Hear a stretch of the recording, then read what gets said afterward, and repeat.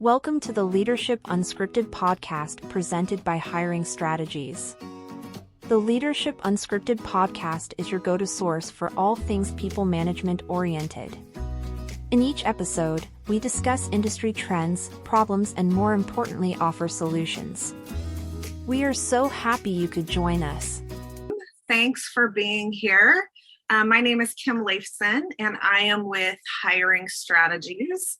I am a workforce strategist. I want to help organizations make sure that that relationship between employer and employee is a transformational one, so that both sides are getting what they need. Organizations are being successful and employees are being successful. So that really does have to be a relationship. I'm also here with my colleague and dear friend, Tatiana. Thanks for joining me, Tatiana, this morning. We want to talk about, well, I'm going to let you introduce yourself first. Sure. So go ahead and talk a little bit about you. Yeah, Tatiana St. Germain, my company is Great People Management. We offer talent management consulting services and executive coaching, which I love. And I love helping organizations build, I love my job culture, which is extremely critical these days. And I'm happy to be on this live event. I've never participated in one, so bear with us. Thanks. New for both of us. Right. So we'll see how the technology works, and we'll just work out the bugs as we go along. So I wanted to start out by saying, the reason that you and I had the idea of doing this was because we were talking about what's happening in the world regarding leadership development right now. And we're starting to see pickup in people developing their leaders, whether they're high potentials or they're already executives. And so we did a quick little survey to find out, what is the biggest pain point right now? Why are they making an investment in leadership development? And according to that poll, the number one concern right now is retaining high potentials and leaders in their organizations. And we're not surprised by that at all. I think, you and I see this on a daily basis, especially right now in this culture of the Great Resignation. We're seeing lots of executives and leaders retire early, go take another position, maybe sometimes with a little less responsibility.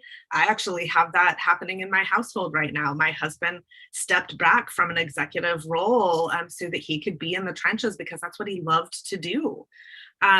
So it's happening to us personally, as well as seeing it happen in the workplace. But in that process, we've also asked people, why are they quitting? And 52% of people say that the company could have done something to prevent them from leaving. And the turnover studies are showing that people at every level want to be valued, appreciated, and developed. And they're looking for opportunities for growth. This flakiness that we're seeing in the younger generations is really more about watching out for themselves and wanting to grow and gain new skills and be in a place where they enjoy working. So today we want to talk about what can we do to attract and retain high potential employees and leaders. And this is an open Q&A session, so feel free to drop your questions in the comment section below, and we're going to answer as many of those as we can this morning in the 1 hour that we're here. And when Tatiana and I get started talking, we might not stop. So please interrupt us with those questions. So Tatiana, I thought I'd start off with one question that we got from the poll, which was, how do you provide development for someone who does not believe that they need it? You and I've both seen and experienced that. Yeah, and it's always interesting to work with people, especially when it's a top leader in the organization and he or she feels that everybody else on their leadership team or in their management team they're the ones who need development, but they themselves, they're cool. They don't need any development. So it's always interesting to deal with that. Well, first of all, I want to say that true behavioral transformation and new habits are formed when the leader is fully committed to development. So it's easy to give up on those leaders who are like, well, I don't need any development. And you realize, well, yeah, I can't do miracles. Like as an executive coach, I always say, I'm a guide. I can get you there. We can talk about strategies that can work for you, but I can't take the steps for you and I cannot perform miracles. So to some degree, a coach needs, or the leader needs to be willing and accepting of the coaching and of development and of the feedback. So what do we do? Well, one way is we can offer a measurement, like a 360 tool, and that's often part of a leadership development process. So then it's not somebody telling the leader, hey, you need development. It's everybody telling the leader, these are your gaps. All feedback is a gift. And that's where I start my conversations and leadership development and coaching conversations. Like, let's measure where we are right now, because you can't get to point B without knowing where you are. So let's measure who you are, your leadership DNA, and evaluate how people view you. Yeah, I think it's really, the first part of growth is self-awareness. Mhm. And if you're not aware of those gaps and you're not aware of the challenges of how people perceive you, then you can't think that you need development, right? Mhm. So a lot of times, I think you're right. It's doing those assessments to help people become self-aware of what those gaps are. And then I want to add a piece to that, and that is part of it's in how you deliver the message, right? Rather than saying, hey, we're going to send you to this training because we think you need development. Well, that's going to go over like a lead balloon. But if you say, hey, listen, we're going to do this. We want to invest in you. We want to help you grow. If you grow, we're growing. This is about your development and our growth as an organization. That's couched a little bit different. And it's not manipulative. It's not, you're not lying, because that's true. That's absolutely the truth in that organization. And so I think how employers state that and present the information is really, really important. And then once you do know that, once you've done the assessments and you do know those gaps, then people become self-aware and they can make the choice. Is this an area I want to grow in? Then you can have a conversation about it. Do they want to grow or do they not want to grow? And if they don't want to grow, then that tells you something about that individual. And is that an individual that you want to remain in your organization or not? So I think that it's a lot in that discussion and having that discussion. Yeah, and I think that's part of the reason why I noticed such or increased interest in leadership development and executive coaching. More and more organizations are reaching out and posting about it. And so that's why in our conversation, we kind of went and did that poll to figure out how everybody else felt. Why are these investments coming in? Is it because companies are just, they have training dollars left in their budget? Or is it truly the investments that they realize they need to make to keep their best people? And you're right, communication is absolutely key. For example, when we implement assessment tools like the 360s, especially, which I'm happy if there's questions on this, I'm happy to talk more about it. But when I can't tell you how many ways you can mess up a 360 process. And it starts with communication. If you do not, if people are threatened by this feedback, then it's no longer a gift and people are not going to see it as a gift. So absolutely, I completely agree with you. So communicating the intent, the purpose behind this type of process. And then once the feedback is received and the leader receives information about their blind spots, which we all have blind spots, leadership or not, then what do you do with this information? And that's where I see just remarkably different responses. Most people are kind of in the middle. They're like, well, yeah, okay, I'll I can see that, and then they go and make some improvements.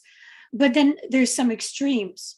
I worked with one leader who received really difficult to process 360 feedback. It was one of the worst 360s in my career of almost 20 years. And he was so blindsided, like it was a total blind spot for him. His reaction was, he was humbled. He cried when he saw the results and when we were going through the debrief. So it was amazing. Because it shouldn't be a surprise. No feedback should be a surprise. I mean, it might be a surprise from your direct reports. It might be a surprise coming from your peers, but talk to me about that being a surprise from your boss. I don't think it should be. Well, but it is. People choose to see what they want to see. I experienced it myself. We have like selective vision, and so selective perception, if you will. You see what you want to see. Like I was behind a car one time, driving down the highway, and I'm like, this car doesn't have a license plate. Oh my God, they don't have a license plate. I swear to you, I looked at the entire back of the car and I did not see a temporary or anything. It was a different car make, and anyway, the license plate was there because when I turned to my husband and said, this car doesn't have a license plate. I was looking for in one place. I was only looking, like subconsciously, I was focused to see it in one place and I didn't see it. And so I'm like, it's not there, but it was there. When he pointed it out, I'm like, oh my God, it is there. This kind of selective vision or whatever, it happens in all walks of life, in all respects.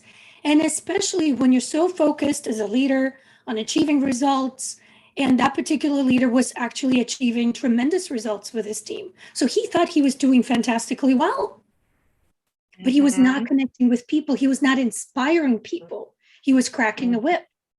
And so he thought that's the way to do it. There were some cultural differences as well involved, and that's all he knew. He didn't know there was another way. People don't know what they don't know.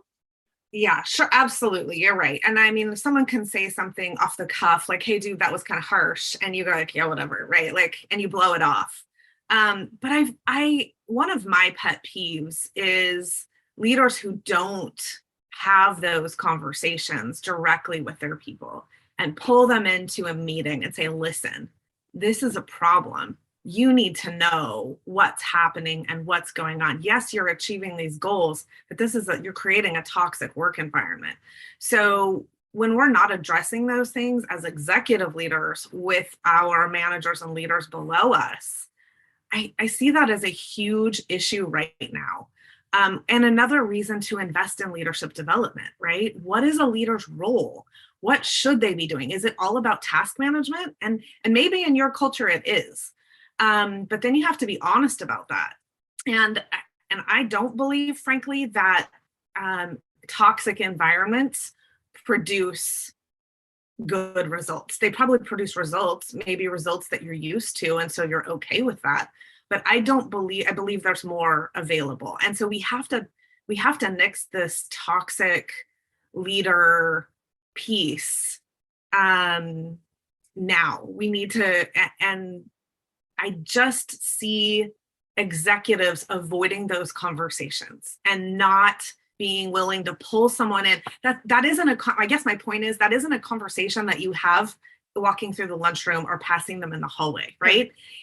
If they're getting that bad of feedback from their team, from their peers, from the people around them, from their customers, whoever it's coming from, somebody should have said something, right? Like pull them into a meeting and say, hey, you can feel that tension. You know when that's happening. So I find it sad that individual was shocked by that. Again, I can see being shocked by your direct reports because they're not going to tell you what they think about you and your peers. I can see that, but there's no excuse from a leader to not have that conversation.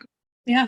But not everybody is, as you said, not everybody has the courage or the tools or the wherewithal to, I guess that's what keeps my executive coaching practice going, because I coach executives and having, that's what we're here to talk about, right?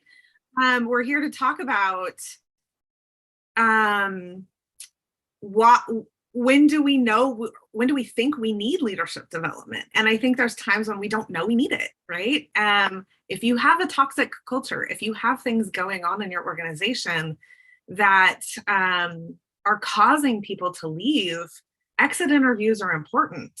Then you probably need to work on leadership development at all levels in your organization. I agree. And that's what I'm seeing through research time and time again. It's every single level in the organization. You want to have that growth mindset, growing leaders, like starting with receptionist, a forklift driver, all the way to the executive level. Everybody's a leader in life or career or business, and developing that and investing in that, in culture, tools, strategies, training, growth opportunities for every employee. That's a game changer. This is what best in class companies do. And just providing opportunities, and then just in time feedback that you mentioned is also key. But just to kind of finish long-winded answer to your question about so what we receive the feedback, how do we now coach a leader who still doesn't believe the feedback, because I had some of those too. So this was a positive outcome, because this leader was like, oh my gosh, I had no idea, let's get to work. I had another leader, it's kind of the stereotypical German engineer. It was also one of the worst 360s that we received back. And he refused to believe the feedback. So what do you do there? I had to, so this was a coaching challenge, because he saw those blind spots as, well, that's just people's opinion. And yes, a 360 tool is a perception-based tool, but he kept saying, well, people are just stupid. And I'm like, well, finally, I just said that may be, and you cannot control other people, and you cannot change you, but you can change what you do. So I had to find a way to appeal to what motivates him. And I think that, to answer your question, even most resistant, most kind of blind to their own, how they see themselves, leaders, we can find ways to find what motivates them, and then it becomes their own. So for this German engineer, it was, do you still want to be effective, despite the fact that, okay, people are stupid, fine. But do you want to be effective working with these people? Are you walking out? Well, yes, I want to be effective. Oh, okay, well then let's get to work. So everybody has their motivation, what they want to achieve. And that's what we're going after. Yeah. Okay, we do have a live question, so I want to keep us moving here. The question is, what can we do to reshape, recalibrate criteria to become and remain senior leaders? For example, once someone has attained the title, they often feel entitled and immune. The pandemic, lockdown, working from home, supply chain issues, the Great Resignation have all changed the game. And what we need from current leaders and the next leaders must include supporting and building a sense of engagement, belonging, collaboration, and wellness at work. Perhaps we need a new set of metrics or scorecard, which is used to earn the right to have the title of senior executive. Would love your thoughts. I'm going to let you start that one. Listen, I immediately go to the growth mindset, Carol Dweck's book, Mindset. And it actually does have a scorecard of, I think I had like anyway, we can post it somewhere on our website, but it has 2 mindsets, and you can use it as a scorecard or a metric card. People, static mindset or fixed mindset versus growth mindset, how they look at challenges, avoid challenges versus embracing challenges, how they look at obstacles, give up early, and that blame game, you notice it quickly. Like, you don't even need an assessment. All you have to do is go up against a challenge a couple of times with this leader, and you know if they have a growth mindset or not. Persist in the face of obstacles. Effort, growth, how they handle failure. Also, how they handle, really, COVID was kind of a litmus test for a lot of leaders, because I experienced quite a few of them fall apart pretty spectacularly, actually, because they're like a train that runs on tracks. They're always, okay, tell me what I need to do and I'll do it. And they don't do anymore. And then the tracks were blown up. Well, then the train either stopped or derailed. And again, publicly and spectacularly. But those leaders who are creative, innovative, thinking outside of the box, and continuously looking to improve, to engage, and have that infinite game in mind, evoking Simon Sinek's latest book, which I highly recommend. Those are the people that succeeded in leadership through COVID and beyond. And they're not talking. I'm not talking about fake positivity. I'm talking about what's possible. You have to be authentic. You have to be humble and truthful and transparent as far as you can take it. Of course, you can't share everything, but let's talk about what's possible. And that's inspiring. Absolutely.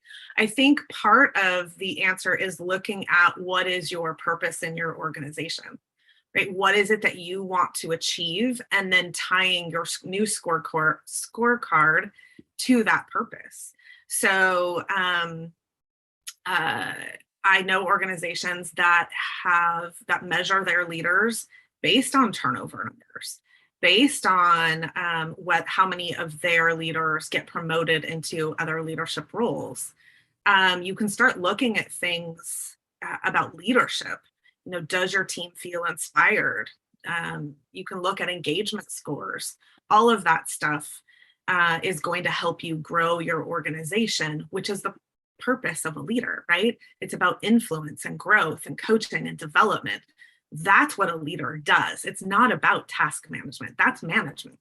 It's a very different role. Not that managers are important. Managers are important. And sometimes you have to do both inside as a leader. You have to be a manager and a leader, but know when you have to do, when it's appropriate to do each one.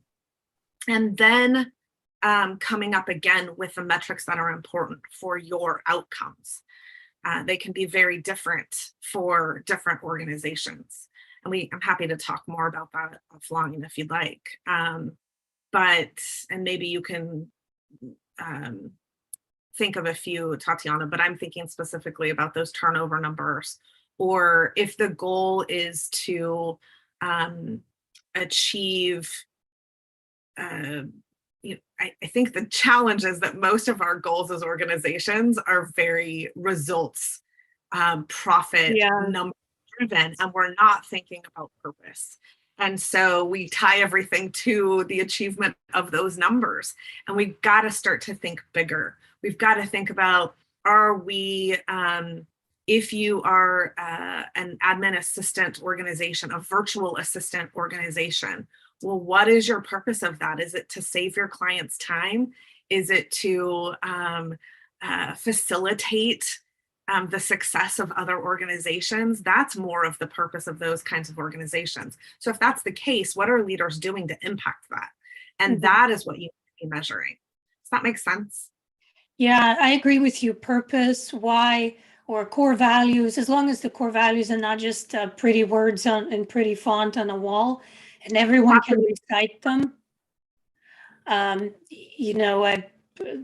book, Core Values Equation, comes to mind. It actually walks you through how to build core values that are meaningful and purpose-driven, and then everybody works toward that goal. But you're right, the purpose, also shared destiny or shared fate is important. I'm reminded of a story by a consultant who came into a company here locally. I'm in Wisconsin, and he was interviewing leaders and a few people selectively at different levels in the organization, just to kind of get a sense of the culture, and went into the warehouse. There was a forklift driver, and this is a company that builds incubators for babies, for neonatal units, for hospitals. So they build them and deliver them. And so they save premature babies. And the consultant asked the forklift driver, so sir, I see you're in the forklift. What do you do here? And he said, without skipping a beat, I'm saving babies. And I understand that not every organization has such a powerful purpose that everybody can get behind. It gives you goosebumps. But there is something that we all are in business to do. We exist to do something, impact something that can give you goosebumps. And everyone should be able to see that vision across the board. And then the role of leaders is to inspire that, communicate that. There's really, you're right, so much that goes into it, to creating new metrics and scorecards. And I think it's a combination of things. Technology now allows us to collect just-in-time feedback. Remember, we did a demo of a platform that does feedback, and you can customize questions, and you're continuously receiving feedback from employees, potentially about the leaders. So that's a people-focused approach. Then you have 360s, that leadership competencies. Maybe those are the metrics you adopt and start using, like listening with an open mind, being creative or whatever, communicating effectively, inspiring development of others. That could be a metric. So those are the tools. And then of course, core values and purpose. I think that's a good start. The individual, whoever asked this question, actually put some good ones in here. Engagement, measure engagement and belonging, measure collaboration, wellness at work. And you're absolutely right. We need that new scorecard. We have to stop focusing. Managers can focus on tasks and the results. Leaders need to be focused on the people side of the business. And I want to go back to something you said, Tatiana. People think not every job is as glamorous as saving babies, right? Well, if you break that down, that is their purpose. Their purpose is saving babies. That's not what they do. What they do is they make incubators, right? And so I think about organizations like sewer companies and the garbage, people who collect our garbage. They think that's not a glamorous role. But it's about sanitation and health. And so how can you create this overall purpose that speaks to you? It's easy to do. It's just sitting down and having the conversation. And every job has that inspiring piece to it. So and that's the difference between that finite game and infinite game. You build sewer, or do you keep people healthy? Do you build incubators, or do you save babies? Right. There's a difference between what you do and why you're doing it, right? That's exactly right. And leaders do have to inspire that. So how do we measure that? Okay, follow-up question. What will it take to create behavioral change amongst current senior leaders who are in a static or fixed mindset and who are operating in a corporate culture that has not evolved, isn't quote unquote woke? To circle back to what Tatiana said, find what motivates them. So there could be a bonus money for those who embrace the authentic leadership trait. Could there be bonus money for those who embrace authentic leadership traits? Absolutely. Absolutely. That's creating that new scorecard, right? How do we encourage people to have that growth mindset? I'm going to let you answer that, or what's your take on that? Money is always nice. What's nicer is what money can buy. So again, even when we incentivize using dollars, there's something behind the dollars. Maybe we can go there. But money, I always look at it as it's transactional. During these past 3 years, we've seen so many people resign, and there's turnover despite what bonuses we offer people. So that proved that money does not entice people to change, does not entice people to stay. It can in some situations, so maybe it's a combination of things. I have heard a leader talk to me about how they incentivize people, and they they set up this incremental, they base it on skill. And I think it was actually an interview with Patrick Lencioni. He said that that's what they do. It's not a promotion that they get, or like they get so much money or whatever. It's show me that you acquired this skill, and it's a skill, like something that's measurable, and then there's going to be some kind of reward, and that's how they're able to do that. So instead of, it's not, you know what I'm saying, it's not like a promotion. I thought it was an interesting way to engage people into continuous learning and building that culture of continuous learning and building the skill set. For sure. And especially for the newer generations, because that's really what they're looking for. They're turning down jobs that have more money for the opportunity to grow and learn. So I love that you're giving them something that they can take away. It's that's not, the money's going to be gone in a month, a year, whatever. That skill is never going away. That investment in that employee is never going away. And so it's talking about that, again, creating a culture that is has a growth mindset is the key there. And I love that idea, Tatiana. I can give you a specific example. I have received bonuses over the years, but you want to know the one that made the biggest impact on me was my boss knew that this was pre-kids for me, in my second or third job, I think. And it didn't have a lot of money, wasn't making a lot of money back then. And I really wanted to go to my brother's graduation from the Coast Guard boot camp. And it was on the East Coast, and I just didn't have money to buy a ticket. And he heard me talking about it with someone else. And the next thing, I came in the next morning and there was an airplane ticket on my desk and gave me the time off to go. That was such an impactful bonus for me because he saw me. He knew what it was that I wanted and needed, and he provided that. That's the kind of investment we have to make in our people. That's what's going to create, I think, behavioral change, because now I see you're investing in me as an individual, and I want to stay here and be a part of that. And how can I give back to you? What else can I do for you because you're investing in me? It creates a reciprocal, loyal relationship. And we've gotten away with that with the transactional money piece. You do work, I give you pay. Nobody's transforming there. We're just checking tasks off of a list. So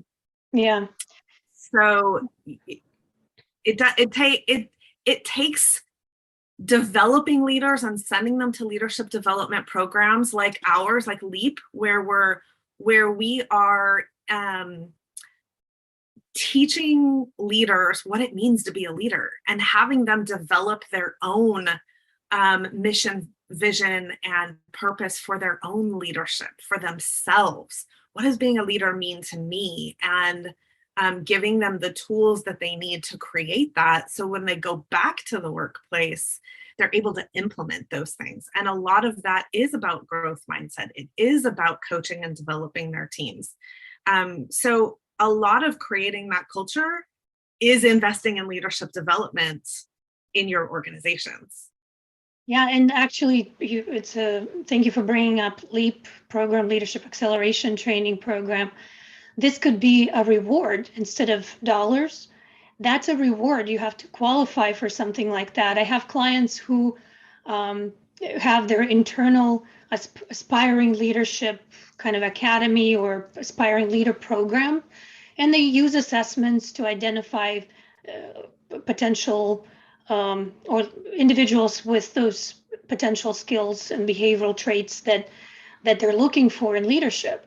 And then they have to go through certain things and acquire certain skills and show growth mindset to qualify then to be included into that program, into a training program. Then they're sent to a program and they get they get all this learning, and some people like to be like certified. Okay, that's a plaque on the wall. For other people, it's the learning itself. So the development program itself can be a reward and a bonus for showing a growth mindset.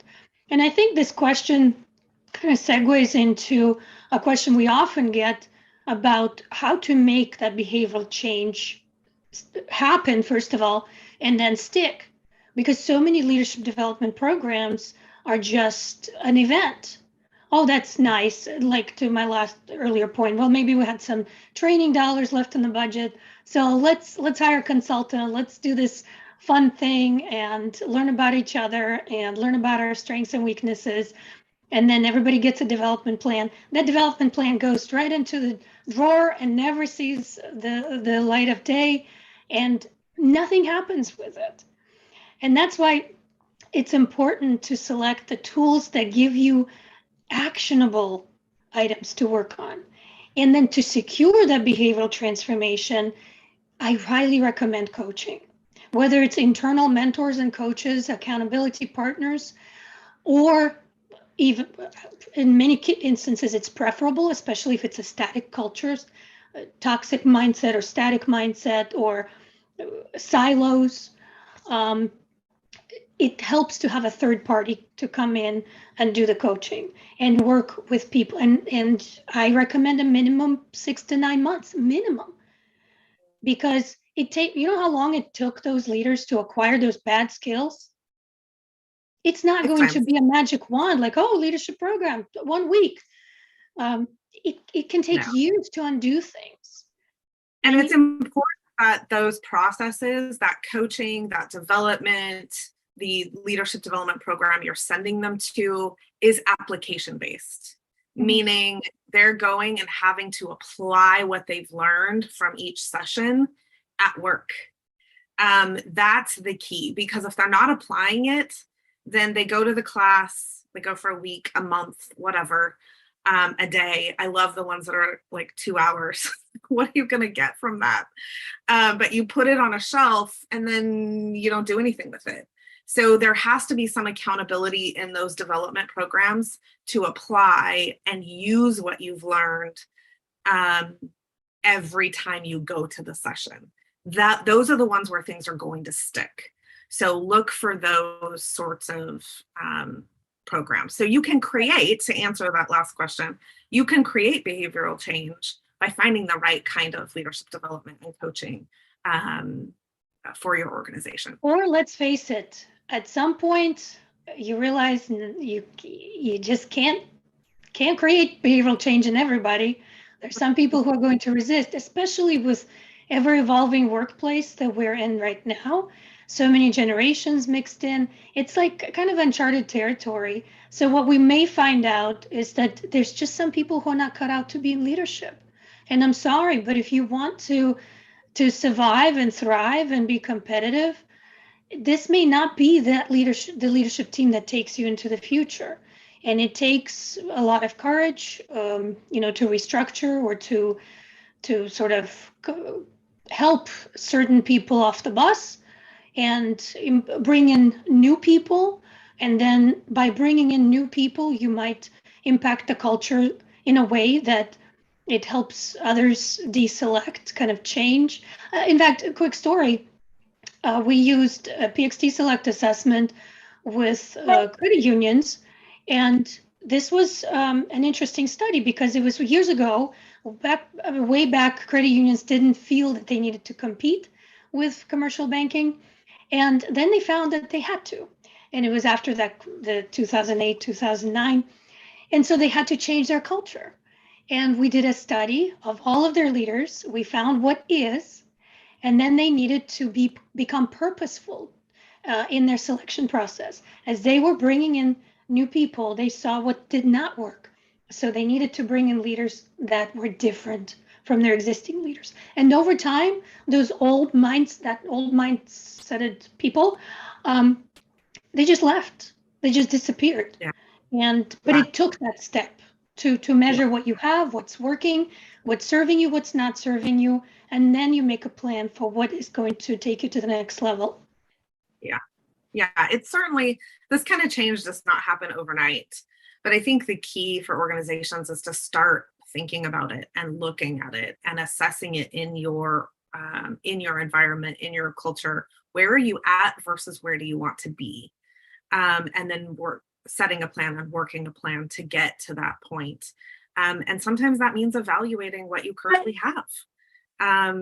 Like you said, what is right now? Where are we right now? And how do we get to that next step? So, and I actually love the challenge of working with kind of these dysfunctional teams, because when I do a team workshop and just they're thinking, oh, it's a presentation, she's going to come and present our team results. Well, no, my point is to get them to talk, but they're not talking because they all have something against each other, and they don't want to change or learn or actually take steps. Frankly, they don't often like to be measured, because when you measure something, now you have to do something about it. So that's why many organizations, static mindset organizations, don't like to measure anything. They kind of push back on that. And but once you measure it, it already starts to move things in the right direction. And I love that, because then I'm like, okay, people, you're not talking. So what's going on? And we take it step by step and draw everybody out and create a safer environment for them to talk. And they realize, actually, it's not that scary. No, change. I know everybody says change is scary. Well, yeah, but it doesn't have to be. It's not that scary. When you have the right tools and support and partners, we can all do it together. Well, and part of this too is it is scary and it's uncomfortable and it creates conflict, right? But there those three things. It's uncomfortable, but it doesn't have to be scary, but it is uncomfortable. There you go. That's better. It's everybody's definition of that, right? Like they have their own definition. And I think the key to all three of those words is avoidance. They're avoiding the uncomfortable. They're avoiding scary. They're avoiding conflict. When the idea is we have to, as leaders, we have to push people towards those things because it's about growth. It's about getting uncomfortable so that we can expand our thought, expand our perspective, expand our own world of comfort, right? You don't get uncomfortable by avoiding being uncomfortable. You get uncomfortable by getting comfortable with it. Mm-hmm. And so part of leadership development is teaching people how to do that. And that is how you eliminate the toxic culture. It's about being honest with each other and open with each other and professional with each other and addressing that conflict head on rather than avoiding it. And organizations that do that, that's where you're going to start to see behavioral change, because they'll see that it's a safe space to do that, to have those hard, difficult conversations. But we can come out of it and still be coworkers and still get along and still be successful. And wow, I grew in that too. I didn't realize that I needed to grow, right? You don't change behavior by doing the same thing over and over and over again. You change behavior by getting uncomfortable. Cognitive behavioral change, you ask any therapist, any psychologist, any person who's been through cognitive behavioral change, and they will not tell you that it's fun or that it's easy. Yeah. But it's necessary. It's necessary. And this is a lower level of that. It's about saying, okay, I need to get uncomfortable for growth and for opportunity. And we can do that in a safe space. Yeah, and I'm absolutely fascinated by people, because that change is so personal to everyone. Some people literally could attend a training, take that in, or get that feedback from assessments or 360 feedback, and it completely transforms what they do. And other people really need to find themselves. They need help, and that's where I always recommend, for those, especially the toughest nuts to crack, do try the executive coaching, because it's often not what's on the surface that's preventing them. It's not the lack of knowledge that prevents leaders from achieving results they want. It's something on the inside. So, and I'm not saying let's send them to therapy, but there's barriers that they have inside of them that prevents them from going into that uncomfortable.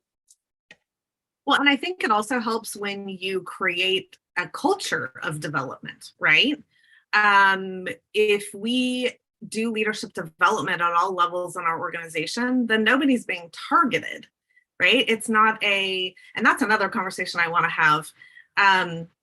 It's not that you're saying, hey, you need to fix this, which you might have to have that conversation too, but you're saying, hey, we're doing assessments on all of our leadership and all of our high potentials, and maybe even all of our frontline employees, because guess what?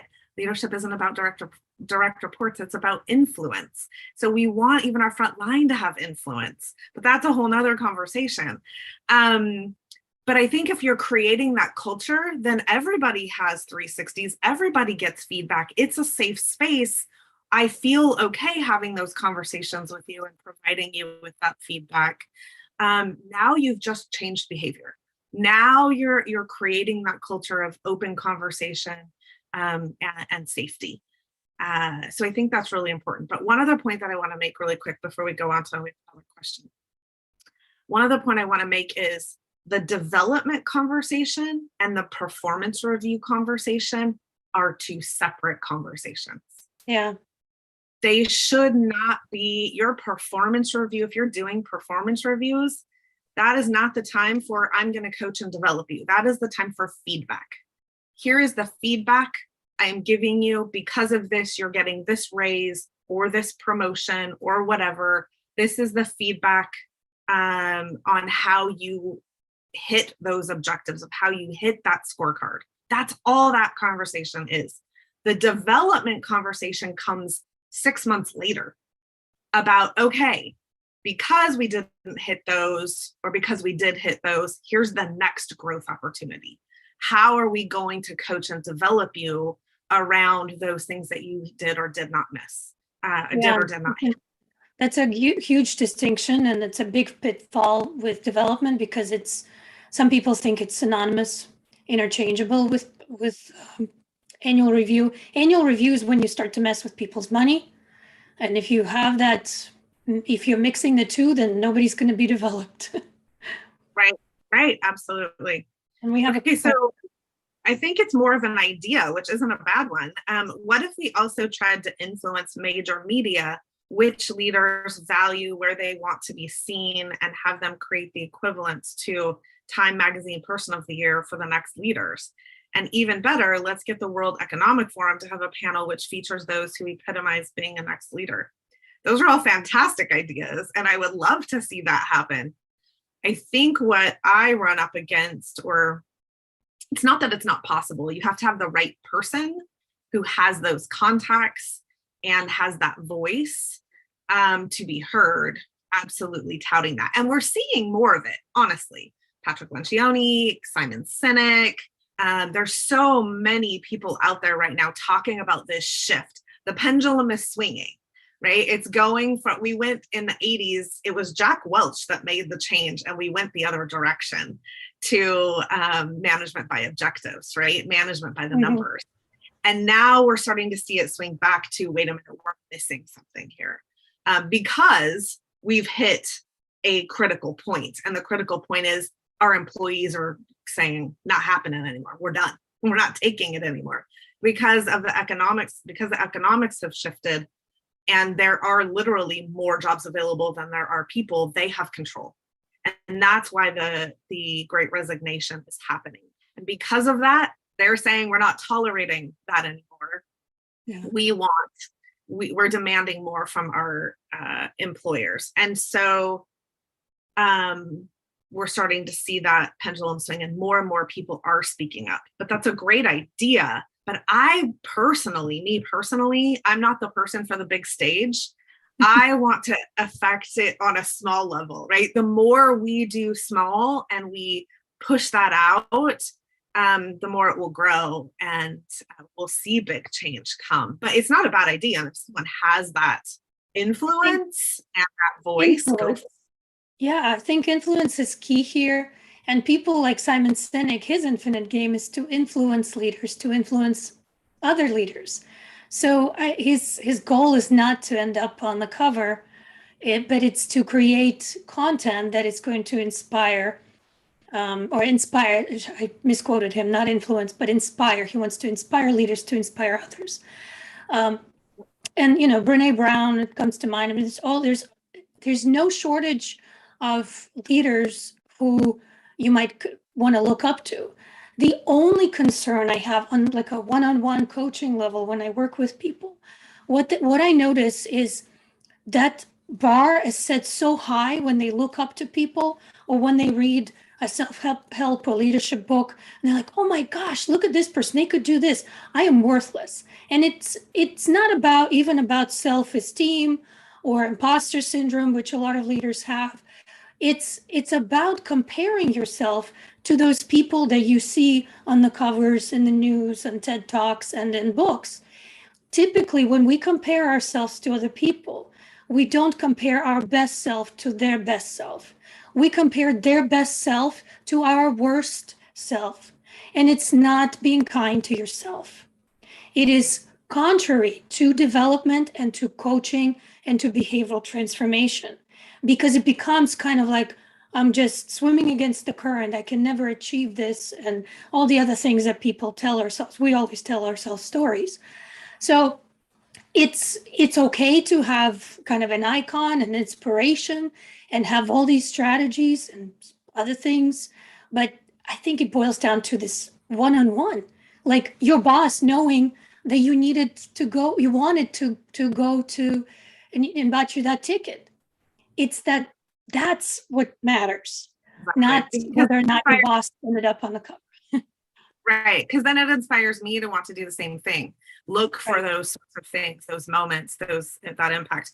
I think what this is getting at, though, and I understand, is it kind of goes back to creating that new scorecard, right? It's right now in the business world, the people that get recognized are the people who achieve, it's the Elon Musks and the Bill Gates and the Jeff Bezos who are accomplishing these huge, mammoth, results-driven outcomes, right? But when you talk to the people who work for those people, they're not generally very happy. And so, yes, they're achieving those things, but they're leaving a huge wake in the process.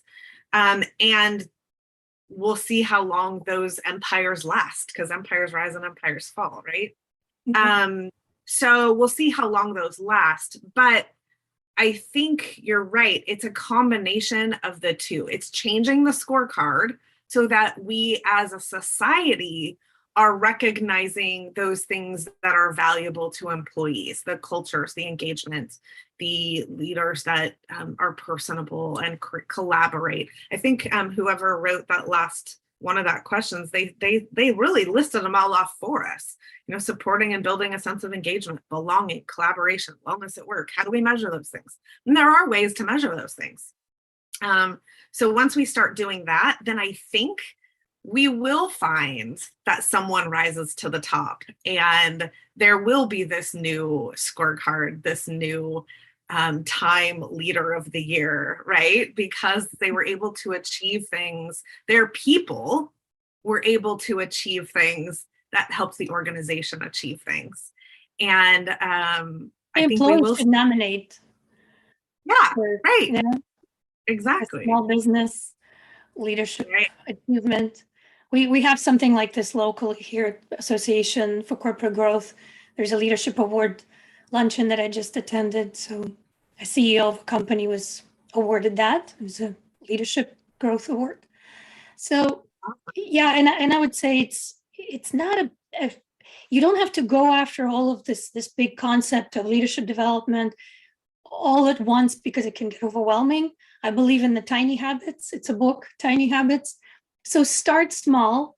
You don't want to stir the ocean. You want to throw a pebble. You don't want to get on the cover. You want to impact people who are working with you right now, and start small. And there is hope. There's tools. There's wisdom that you can tap into in the consulting world, in the coaching world, that can help you. And yeah, it's pretty practical. It's not just ethereal notion. It's something that's completely scalable and something everybody can do and start small. Absolutely. And I think looking at your teams, your individual teams, whoever's listening to this call, think about your team And how can you build a better environment and better culture for the people on your team? What is it that those people need? Don't think about the bigger organization. Think about your team. And do you have a team purpose? What are you all striving for? Are you all on the same page even? I think that if you start there and start a conversation about these kinds of things, they will grow naturally. So purpose, think about, I think another thing that I'm seeing a lot right now in organizations, which really scares me, is integrity. I'm seeing a lot of lying and covering up and just Misrepresentation is my favorite. I think you and I talked about that. Yep. And so calling that out and getting that out of our organizations, that is going to solve a lot of problems, because you will lose people in a heartbeat over that kind of stuff. So recognizing it and calling it out, not being afraid. One of the big things we talk about in LEAP is to be a leader, you have to be courageous. You have to be willing to put yourself out there and say, we're not doing this. We are not having this conversation, or we are having this conversation. Just because it's uncomfortable doesn't mean we're going to avoid it. So courage is a big part of this. So investing, if you need to, investing in your own leadership development, investing in, start there, start small, start with yourself, and then grow it from there. Tatiana and I are both resources for you. Please feel free to reach out to us at any time. And we have wide networks as well of other people that if we can't help you, we can probably connect you with someone who can. We have tools in our tool belts as well, assessments, leadership development programs, coaching. So we're here as a resource for you at all times. We have like 3 minutes left, Tatiana. How do we want to end this? How would you like to end it? I think we've covered a lot of ground. I don't want to go into another tangent about misrepresentation or leadership teams telling stories to themselves and thinking that they are transparent, they're wonderful. It's like a apple looking in the mirror or core of an apple looking in the mirror and seeing a beautiful full apple. So yeah, self-perceptions, self-awareness, that's important. And one little point that you brought up is that some leaders actually take it upon themselves to invest in themselves by themselves. I'm coaching an executive of a large company. He's not getting feedback, and so he invested his own money. It's not company money, but he wants to get feedback and coaching. So that's a first step sometimes. Great. And I think part of leadership development is recognizing when you need your own leadership development. It's that courage, right? Having the courage to say, I need help, reaching out, reach out to other leaders in your community and say, hey, what do you do about these things? Bounce ideas off of people, start collaborating with other executives and other teams near you, and create a brain trust. Those are really, really valuable networks to have as leaders. We have 2 minutes left. So I just want to say, we started this conversation with the biggest issue is attracting, engaging, and keeping high potentials and leaders in your organizations. And I think, again, if you're going to start somewhere, start with investing in leadership, investing in those high potentials. And when I say investing, it doesn't necessarily mean money. It really means having conversations and building relationships.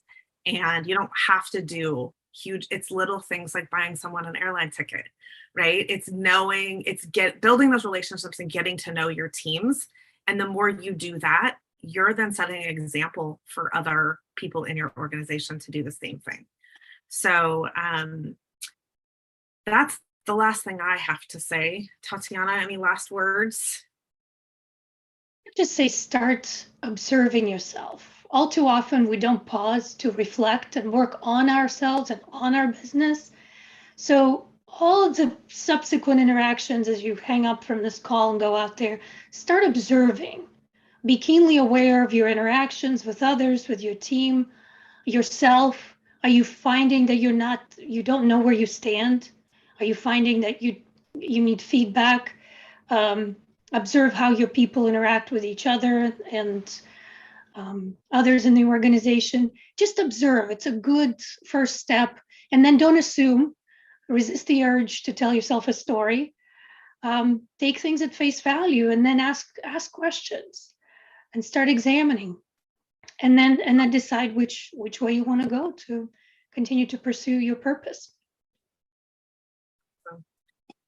Thank you for those of you that have been listening and watching. We appreciate your time. I hope you found it helpful. If you have questions or want to talk about these things more, Tatiana and I are more than willing to talk to you offline. Tatiana, thank you for taking your time today to be on the call, and hopefully we can do it again. Maybe we'll fun. Right. Thanks, everyone. Have a great rest of your day. Bye.